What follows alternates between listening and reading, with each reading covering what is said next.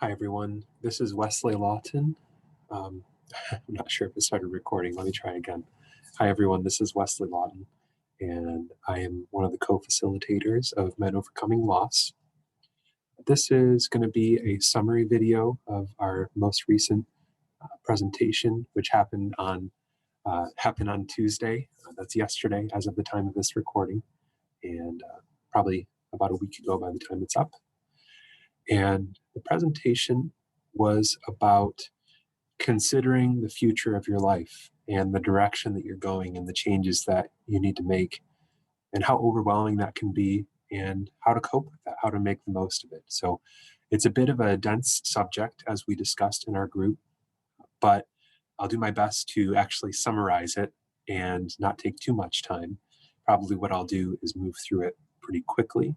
And so I hope that you're able to join us in future groups to get even more out of it. The guys seem to have a lot to talk about at the end of it. So I think and I hope that it sparked a lot of thinking and hopefully some discussion in future groups, hopefully on March 2nd, which is our next group, which is more discussion based and support based as opposed to this educational group. So let me share the presentation with you now and pull up the PowerPoint slides. Start it from here.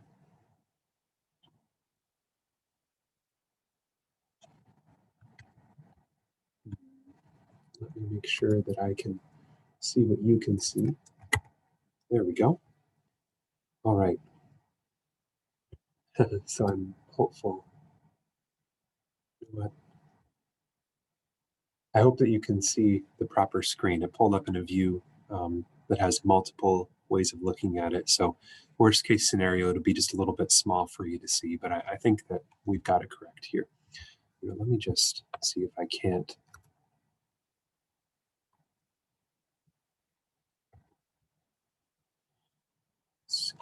Just try one more time just to make extra sure. I apologize for the delay here. Okay, this should definitely be the correct screen. So, talking about living fully after a loved one dies. One important aspect of this, and this is one of Alan Wolfelt's tasks of mourning, I believe, as he refers to them, is acknowledging the reality of the loss. And we talked about how this is often easier said than done, or it seems like a simple concept, but anybody who's grieving knows that it can be really difficult. Talked about how you can know cognitively that your loved one has died. You can say it out loud and have a conversation about it. And you may be continually reminding yourself that it's the case. But the reason you need to do that oftentimes is because it takes longer and it takes more work to really believe that it's true in your heart, to feel that it is actually real. And so the task of acknowledging the reality of the loss can take time. It can take many, many reminders. In fact, perhaps you have hundreds of them every day that the person really is gone. They're really not coming back. And that is a painful reality to acknowledge, but it is a necessary part of grief. It's really hard to make a lot of progress until you've begun some of this work. And so we focused on what that entails. A big part of it is talking about it.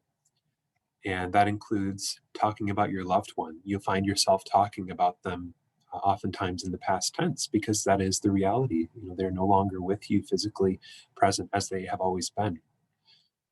And so that helps expose you to the reality. It helps you begin to adapt to it. And this doesn't have to be a painful process the whole time. You can share stories of your loved one. And my experience talking with bereaved folks is that often they light up when they share these stories. It ends up being kind of a bright spot in their day. So I encourage you to share stories, memories, things about them, their characteristics. They would have loved this, or they, I know what they'd be saying right now, those kinds of things that you miss about them as well. That can be an opportunity to express your grief, some of your sadness and your pain and your emptiness that is there.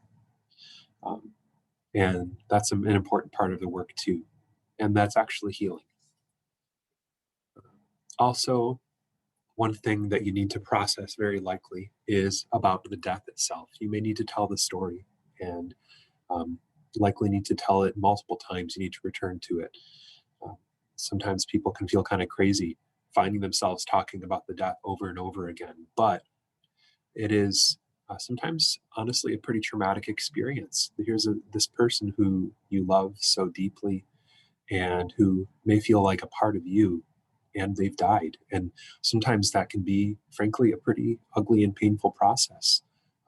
Even if they died on hospice, and despite our best efforts to make it as comfortable and dignified and smooth as possible, um, oftentimes that's unavoidably not the case. So you may need to talk about, this is what happened, then this, they were diagnosed, they declined in this way, and at the end, these were some of their last words, um, and then they were just gone, or whatever your feeling may have been in that moment. You need to talk about it. That's an important part of processing that trauma and getting to the point where it is not as overwhelming. That may be a necessity it is a necessity for many people. But I also want to highlight the second point, to balance that with happy memories as well.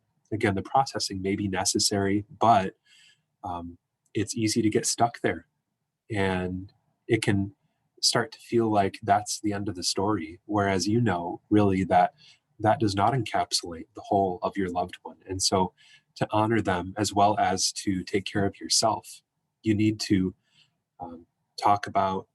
Excuse me, my nose is a little runny today. You need to talk about um, the happy things as well. And those happy memories are going to be what get you through. I'll try and move a little more quickly. As you can tell, I love talking about this. Um, Also, need to talk about your feelings in the moment. This is what it's like for me today. It's been hard, or I've been thinking about this, not just your feelings, but your thoughts as well. Got to process that. And talking about it is a big part of that. It doesn't have to be talking. You can process in other ways, through action, through writing. But talking about it is key for many people. Your loved one is no longer in their pain or discomfort of the end of their life. And so you can take some comfort in that yourself. But um, grieving is natural. It's a natural response to loss, and it's not easy. Losing control. Talked about this quite a bit yesterday, and about how it's counterintuitive. So I'll get into that without much introduction. Um, Expressing what may be a hurricane of feelings. Uh, that is a way of letting go of some of those feelings, so that they're not pressing in on you and overwhelming you, and just feeling like this big, again, hurricane, really. And it lessens the weight of your burden of grief. And in the moment, it can feel like losing control, like things falling apart. You can feel weak. You can feel like, I should be able to handle this better. But if you step back and look at the big picture, the people who allow themselves to express those feelings are much more likely to maintain control of their life, the direction of their life, and not get to a place where their life is spinning out of control in a big picture, than the people who are holding it in and avoiding it. So, on the other end of that, um, we have seen this in many people. The death of their loved one can be sort of a catalyst for a downward spiral in their life. Often that involves avoiding their grief, putting their head in the sand, trying to outrun it, staying busy all the time, doing whatever they can to avoid that natural process of grief. In the moment, they can feel like they're keeping it together or maintaining control.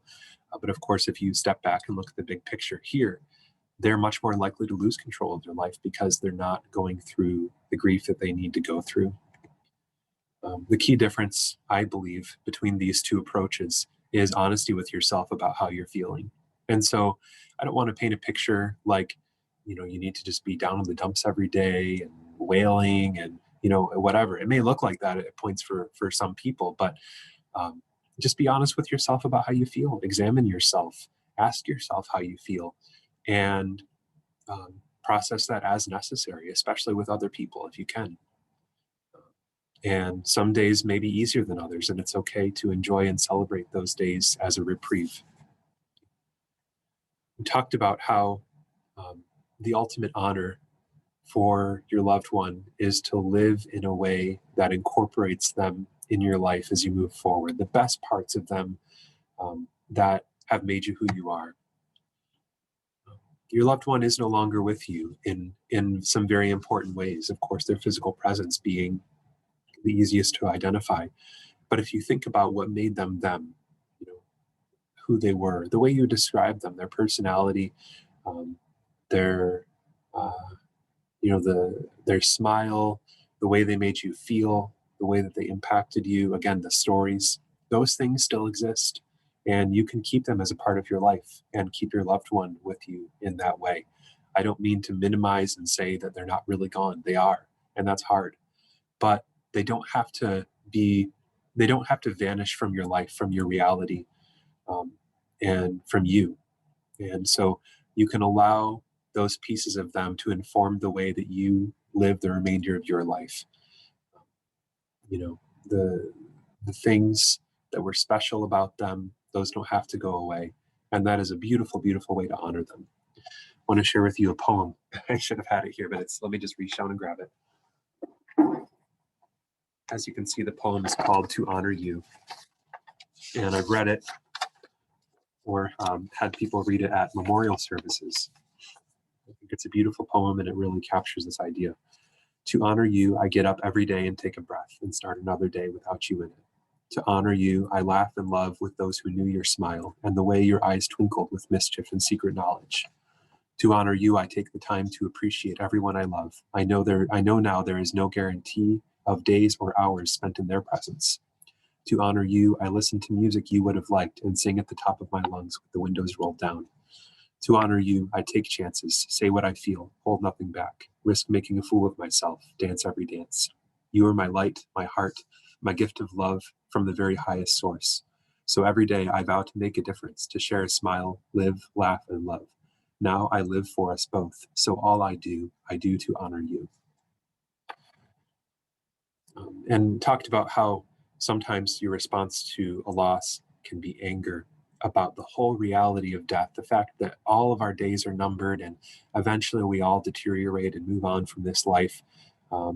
It can be really a horrible feeling, and anger is a pretty natural response in some cases. So saying that I'm not going to let death have the last word, that I'm not going to allow this loss to end my life, but I'm going to continue living fully to honor my loved one. That can be a way of resisting and of expressing your anger and saying, you're not going to win. I'm going to come out of this and live in a way that my loved one would be very proud of. So you got to experience the pain of your grief. This is tied to acknowledging the reality of the loss.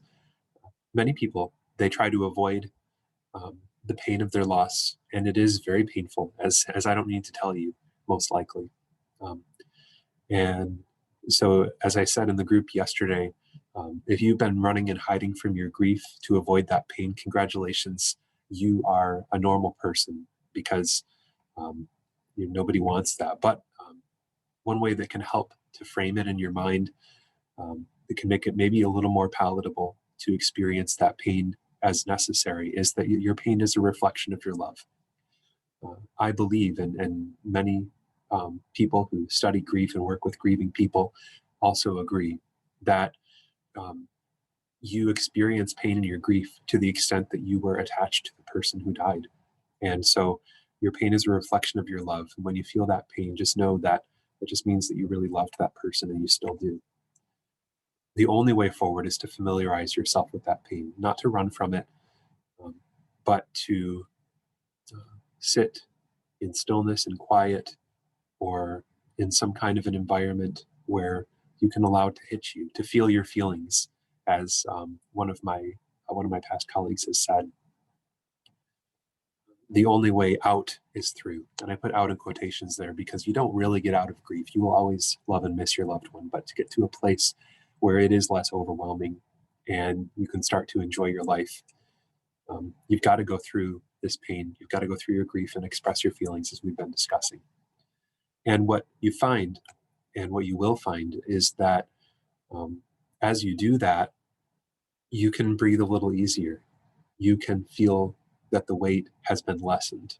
I know that we've all had the experience at some points in our lives of having a good cry when we need it. And there's that feeling of, oh, I feel a little better somehow. It's counterintuitive again, but you've got to experience it for yourself.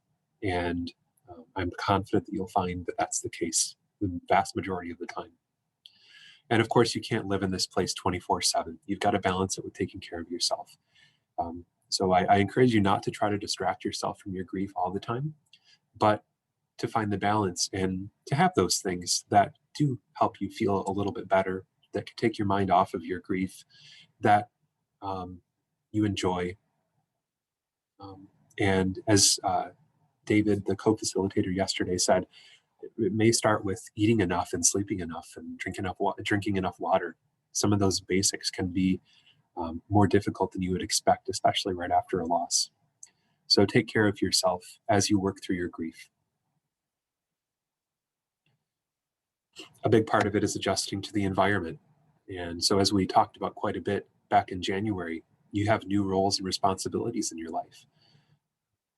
The kinds of things that your loved one used to take care of, or just sort of the balance has been thrown off to where you find yourself trying to figure out how to make it work. So, the main thing is to be intentional about how your life is going to look. And you may not know right away. You'll probably stumble through it. That's normal. But keep approaching it with intentionality. Don't let it happen to you, um, without without having a say in it. So you may keep some things or most things the same. I was talking with somebody recently, and he was talking about how he tried to keep as many things the same as he could because that's what he needed. He had just had an enormous loss and change in his life, and he needed everything else to remain somewhat predictable. And that's very understandable. That can be a very healthy way to do it. You also find, especially as time goes on, that you need to make some things your own because for other people, trying to keep everything the same just really shines a light on the fact that your loved one isn't in the picture. And that can be overwhelming and unnecessary. And so maybe change some things up a little bit for your own well being. Or you'll find some aspects of the loss of your loved one that may allow you some little things in your life that can feel like freedom, like I couldn't do this before because I was compromising with this person in my relationship with them and my love for them. And now that they're not here to disagree with me in a a loving, peaceful way, as it may have been, I'm going to do this a little bit differently. I'm going to do this the way that I've always wanted to do it and didn't do before. Or perhaps you were caregiving all the time, perhaps for months or years, and you couldn't do things the way that you would have liked to. It's okay to make some of those changes, and that can actually be helpful. Talked about the issue of the empty house, a big part of adjusting to your environment for many people. And it can be one of the hardest parts. And so, I hear the story so many times of I do okay when I'm out and about, but when I get home to the empty house, I really fall apart and I can't handle it. And as I said, falling apart can be important, but can also be overwhelming. And so, some things that can help you cope with it are to have new routines. As I said yesterday, some people I've talked to, they get home and right away they exercise or they turn on the TV or, for the background noise. Um, do some things differently so that it's not, again, that feeling of this is just so wrong. I can't handle this. But jump into something a little bit different. Consider a pet. And as it says, this is not right for everyone. Pets can be a lot of work, but some are more work than others. And so some of them may be manageable, but that can give you that feeling that your house isn't really truly empty and there's no other soul there. Um, that can help you gradually adapt, perhaps, and it might be what you need. Let your schedule reflect your priorities. So think about what is important to you. And again, coming back to that intentionality, um, schedule your life accordingly. So maybe it's interacting with loved ones.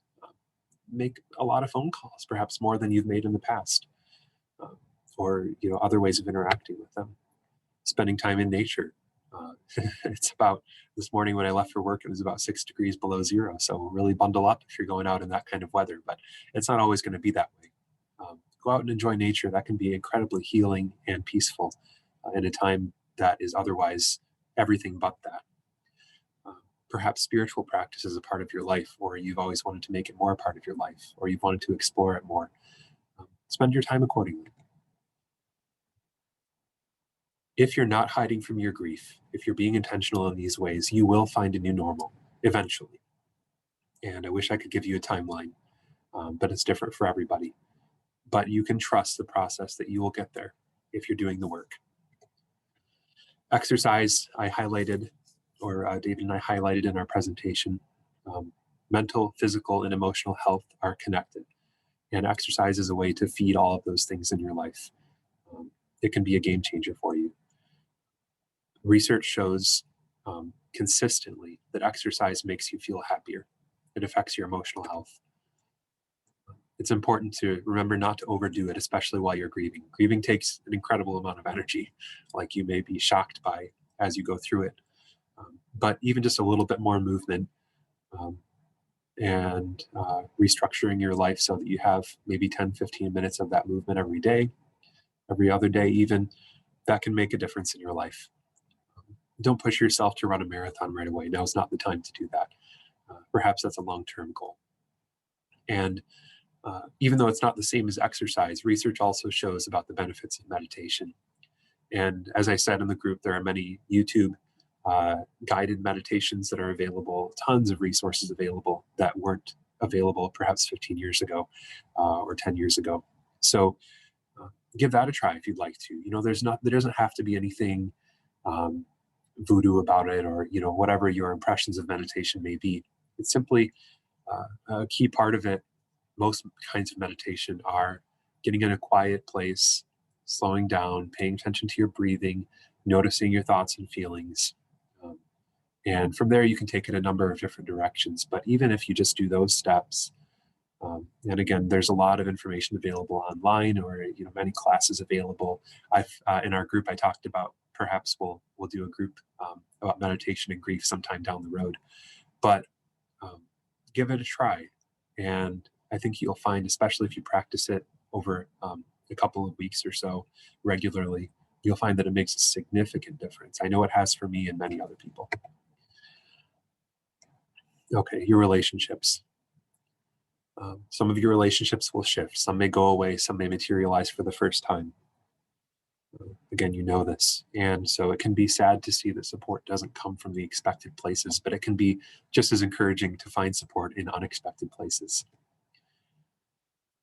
And so I encourage you to focus on the people whom it feels good to be with. You don't have to excommunicate the people who are takers, and you may have some people in your life where that's the case. But also, you are not obligated to make those the main people in your life, in your circles. And you really can't afford to. And so spend a little less time and energy with them, a little more time and energy with the people who give to you, because you need it right now. There may be a time where you're able to give less and receive a little bit more, but right now is likely not that time. So making this change, you can find these people are a lifeline. And as you do shift your relationships and take on new ones, new friendships and other connections, sometimes guilt can come up. Like, this isn't the way that it was when so-and-so was here, and I'm somehow dishonoring them by doing this. Or, you know, they didn't get to know this person, so I shouldn't either. Of course, it's not rational, but it is natural to feel that way. And so just remind yourself as time goes on that that kind of guilt is not rational, and think about how your loved one does want you to eventually recover and not be in grief for any longer than is necessary. And these relationship changes can be a key part of that. Engage in community. The main thing is considering connection and community a basic human need. So whether it is volunteering, which, as we talked about in the group, takes your focus off of yourself and onto helping somebody else, which can be incredibly helpful for you as well. Whether it's volunteering or a church group or a community center or a class, or, you know, et cetera, et cetera. You know, if you're able to join an athletic team, I mean, there are a lot of options. Of course, the options are a little more limited right now with COVID-19, but it's not always going to be that way. And there are still some options available now. Even Zoom groups are available, similar to our own support group. So you've got to find some ways to surround yourself in community, to be part of a bigger community than just yourself. It's a basic human need. So I put this in here just to say there are other options, and I hope that you can come up with those. We finish with this Benjamin Franklin quote that is, to me, kind of unsettling. You may delay, but time will not. It's also, as unsettling as it is the reality. Time marches on whether we're ready or not. And so the focus of this presentation was to help you cope with that as best as you can. And again, a lot of information here. You may need to review it and click through on the scroll bar of the video to remember some of it. But I hope that there are some takeaways that you find to be helpful. So allow me to stop screen sharing here and just wrap up. Thank you so much for watching this video, for being a part of the group, however you are. And I encourage you to join us live if you can. We're together the first and third Tuesdays of every month, starting at 6 o'clock and going to 7 or 7:30, depending on the group. And it can be very beneficial just to be with other people who are walking a similar road. As the facilitator, one of the facilitators of these groups, I see that every single time. And it's a wonderful, wonderful thing and a privilege to be a part of. So I hope that you'll consider joining. You can check it out at HOM.org. That's HOM for Hospice of Michigan. And up at the top, click Grief Support. From there, you can click to find out about all of our groups and about overcoming losses there. You can email me or any of the other facilitators. My email address is wlawton, that's WLAWTON, at HOM.org, and register for the group that way as well. So thanks again. Please take care of yourself.